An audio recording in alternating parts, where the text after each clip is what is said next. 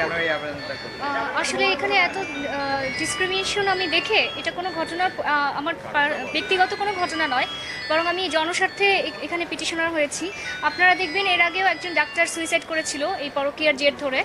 তো সেই কারণে আমার কাছে মনে হয়েছে যে শুধুমাত্র এটা কোনোভাবেই জাস্টিফাই হয় না যে ওয়াইফ একজনের সাথে পরকীয়া করবে, আপনি তাকে প্রসিকিউট করতে পারবেন না, আপনি গিয়ে যার সাথে পরকীয়া হয় তার সাথে গিয়ে প্রসিকিউট করবেন। বা ওয়াইফ হাজব্যান্ডকে যদি কোনো তালাকপ্রাপ্য বা বিধবা অথবা আনম্যারিড কোনো মেয়ের সাথে রিলেশনে ইনভলভ হয়, তিনিও কোনো প্রসিকিউট করতে পারছেন না।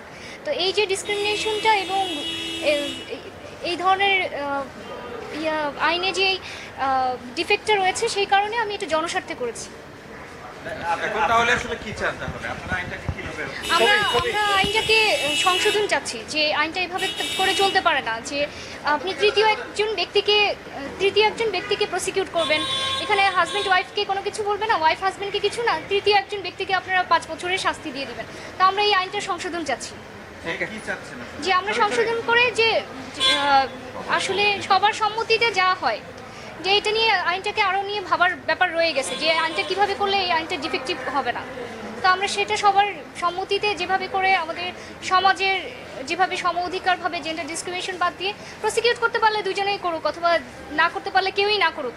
এখানে তো থার্ড একজন পার্সনকে আনবেন, ওয়াইফের বিরুদ্ধে কোনো কিছু করবে না, বা ওয়াইফ হাজব্যান্ডের বিরুদ্ধে বিধবা তালাকপ্রাপ্ত হলে কিছু করতে পারবেন না। এই ডিসক্রিমিনেশনটা যাতে না থাকে, সবাই এটা নিয়ে যেভাবে ভালো হয় সেখানে সংক্ষুব্ধ হবে সেই জন্য মামলা করতে পারে। জি, এটা আইন মন্ত্রণালয় এটা নিয়ে চিন্তা করুক যে কীভাবে নতুন করে সংশোধন করা যায়। সেই জন্য আমরা এটাকে অসাংবিধানিক ঘোষণা করার জন্য আবেদন করেছি এবং মাননীয় জাস্টিস রেফাত আহমেদ এবং জাস্টিস ইকবাল কবিরের গঠনে ডিভিশন বেঞ্চ এটা দিয়েছে। বলতে নারী এটা পারেন না, সংক্ষুব্ধ বলতে হচ্ছে গিয়ে শুধু হাজবেন্ডটা পারে। সংক্ষুব্ধ হবে শুধু যে মহিলা পরকীয়া করছেন তার হাজবেন্ড। এবং আরও একটা সবচেয়ে অদ্ভুত বিষয় হচ্ছে গিয়ে হাজবেন্ডের পারমিশন হলে এটা কোনো ক্রাইম না। তো এখানে হাজবেন্ডের পারমিশনের বিষয় আসবে কেন? পরকীয়া খারাপ, এটা আমরা জঘন্য অপরাধ সবাই জানি, সেটা আমাদের ধর্মীয়ভাবে এটাকে কখনো অ্যাকসেপ্ট করে না। তো সেখানে হাজবেন্ডের পারমিশন না, আবার এটা কোন কথা? সেখানে করতে পারবে না, পারবে না, সেখানে তো হাজবেন্ডের পারমিশনের বিষয় আসে না। আমার নাম ইশরাত হাসান। জি।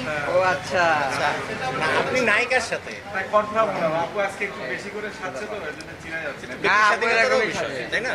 তাহলে কি এটা পাস হওয়ার পর সবাই মানে পরকীয়ার ব্যাপারে স্বাধীনতা বোধ করবে? না, ব্যক্তি স্বাধীনতা আমরা পরাধীনতা হবে, আমরা হয়তো বা আরো পরাধীনতা হবে। এখন যেটা হচ্ছে যে আপনারা কি পরাধীন চান না স্বাধীন চান কোনটা? এটা আসলে আইন মন্ত্রণালয় ঠিক করবে। আমরা সংশোধন চাই যে এরকম চাচ্ছি না যে আপনি একজন ইন্ডিয়ান পার্সপেক্টিভে কি আছে? let me make it very clear to you. Let me make it very clear to you. Confusion রয়ে গেছে। মনে করেন যে মান্না ভাইয়ের আমার নাম মান্না ভাই আজকে কারোর সাথে প্রেম করছেন, ঠিক আছে?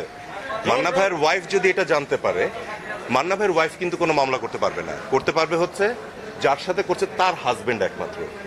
অ্যাপার্ট ফ্রম দ্যাট, মান্না ভাই যার সাথে পরকীয়া করছেন যে মহিলাটা, তিনিও তো সমদোষে দোষী, কিন্তু তাকে কিন্তু কোনোভাবে আমরা আইনের আওতায় আনতে পারবো না।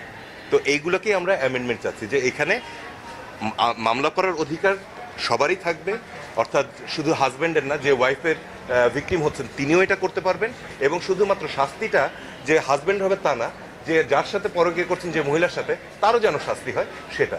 সো অ্যাকচুয়ালি এটাকে কিন্তু পরকীয়াকে বৈধতা দেওয়া না, বরং এই জিনিসটাকে আরও সময়োপযোগী করে এনে যাতে সবাই সমানভাবে রিলিফ পেতে পারেন এবং সবাই যে যারা দোষী তারাও যেন সমানভাবে শাস্তি